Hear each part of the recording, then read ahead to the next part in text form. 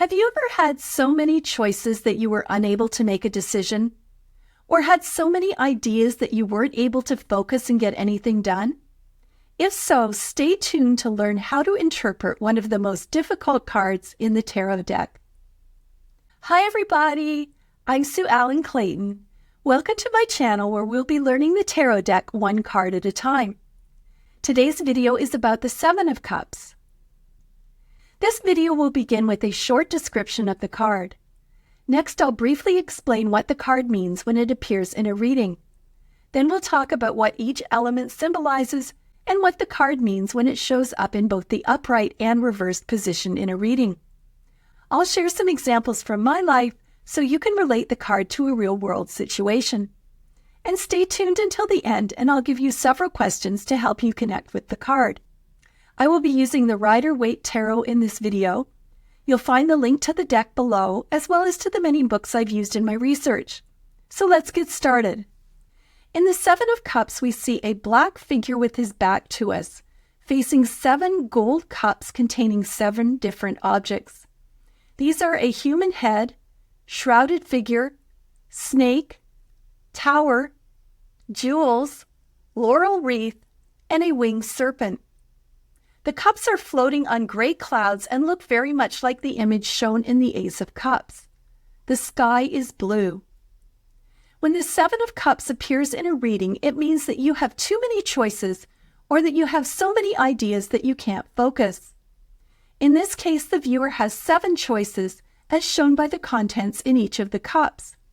We'll talk about what's in each cup in a moment, but first I wanted to talk about choice.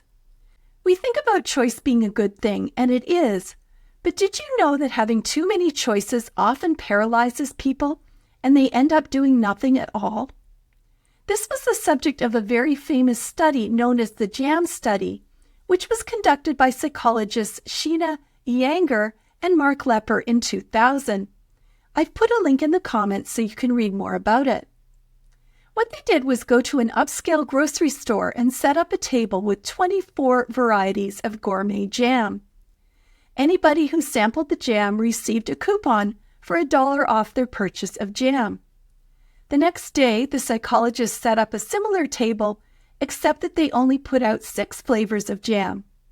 The results were pretty surprising. The large display attracted a lot more attention than the small display. However, when it came time to purchase, people who visited the small display were 10 times more likely to purchase than the people who went to the large display. This study proved that having too many choices was overwhelming, and the potential buyers chose to do nothing. The Seven of Cups is about what happens when you have too many choices, and also why you have too many choices. This reason might be that you are undergoing some kind of spiritual test or temptation, that you are indulging in wishful thinking, fantasies, or daydreams rather than making choices based on reality. An example of this would be a person who spends all of their money on lottery tickets with the expectation they will be a multimillionaire, yet they don't have enough money to pay their rent. That you are overindulging, which may also mean that you have some kind of addiction. And finally, this card could mean that you are so overwhelmed by choices that you procrastinate making a decision or, like the people in the JAM study, decide to do nothing at all. Let's talk about the symbolism in the Seven of Cups. We see a black figure with his back to us, facing 7 gold cups containing 7 different objects. The cups are on gray clouds and look very much like the image shown in the Ace of Cups. In tarot, clouds represent things that are hidden. These might be unconscious ideas that he isn't aware of, or maybe hidden fears. The gray clouds are the color of neutrality, and this color indicates inner wisdom. So even though he is overwhelmed by the choices, deep down he knows the right selection to make.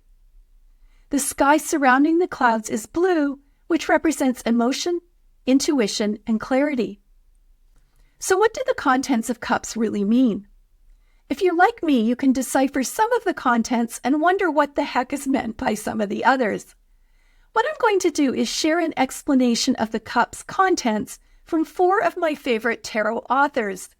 They all have very different viewpoints, and then I'll let you pick and choose what you think makes the most sense for you. The first author is Stefanie Caponi in her book, The Guide in Tarot for Seamless Readings. She believes that each cup contains a different dream, including wealth, victory, love, wisdom, passion, fantasy, and power. She does not specify which cup contains which dream, so I'll let you figure that out. Stefanie advises that the figure must carefully consider the cost of these dreams and figure out what it would take to make them real.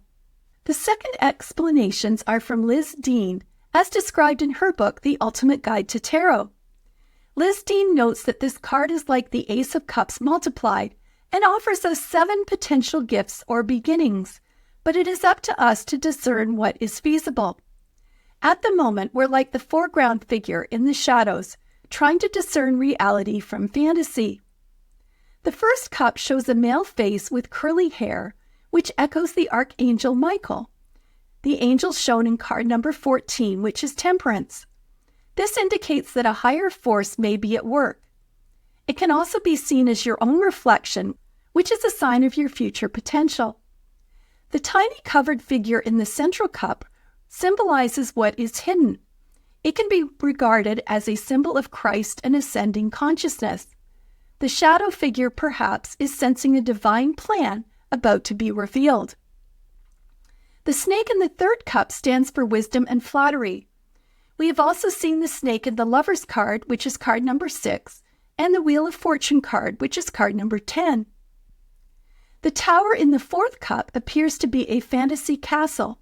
The overflowing jewels in cup number 5 represent riches and abundance. The sixth cup shows a victory wreath like we saw in the Six of Wands, but on the cup is a shadowy likeness of a skull, casting doubt on this positive meaning. It is not what it seems. The wreath can mean fame or reputation which triumphs over death.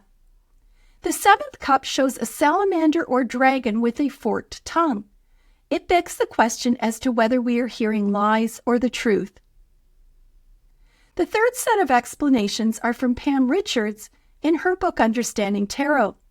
She believes that the cups and their contents sit in gray clouds and so are not concrete or realistic, but are mere daydreams, hopes, and wishes until choices are made and actions are taken.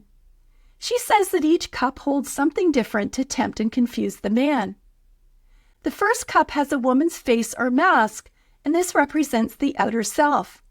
It displays the mask we put on for others and our public image.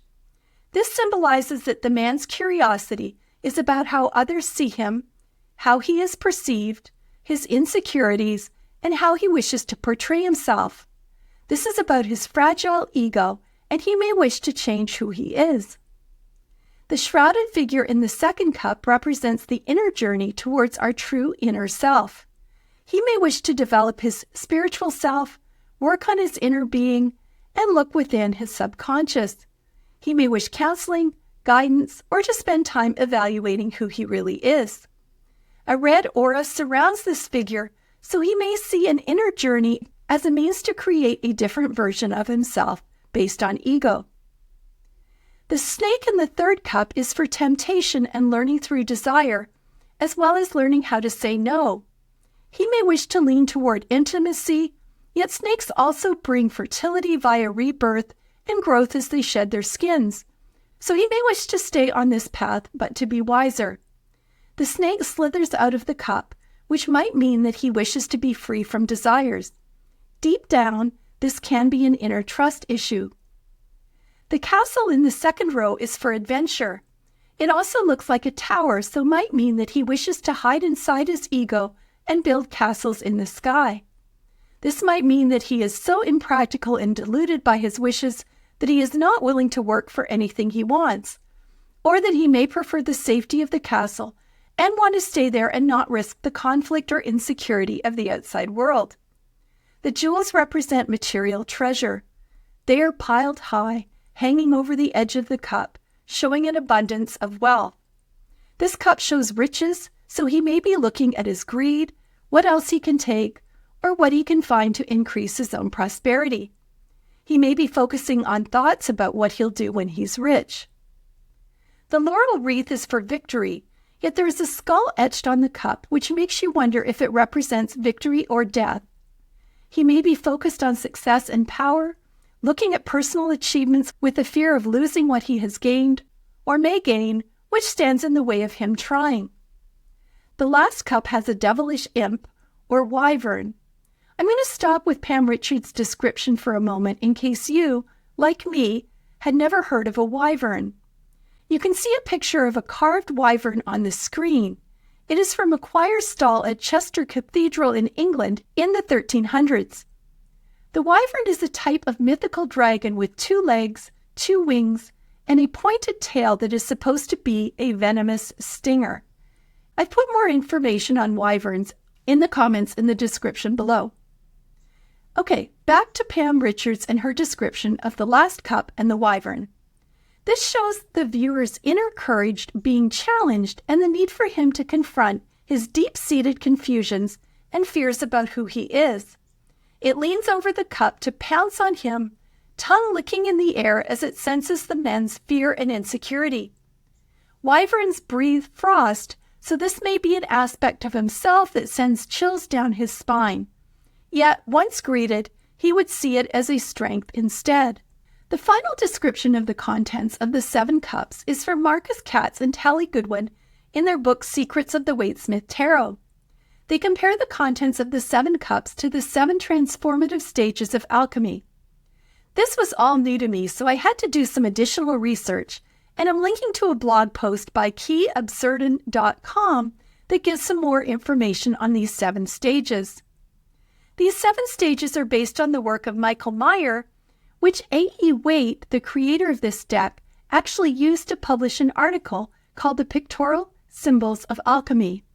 It is quite possible that Waite gave this information to Pamela Coleman Smith in order for her to illustrate this deck, and she couldn't understand it any better than I did. So we begin reading at the bottom right of the card. Step 1 in the 7 transformative stages of alchemy is calcination. This means to purify something by burning it until it is reduced to ashes. This relates to what they believe to be a salamander at the bottom right side of the card. I had to do some research on this, but apparently salamanders were believed to be a mythical creature who, in ancient times, were thought to be born in the flames of fire, or by some people to actually breathe fire. Step 2 is dissolution, which means that parts are diluted into a fluid nature.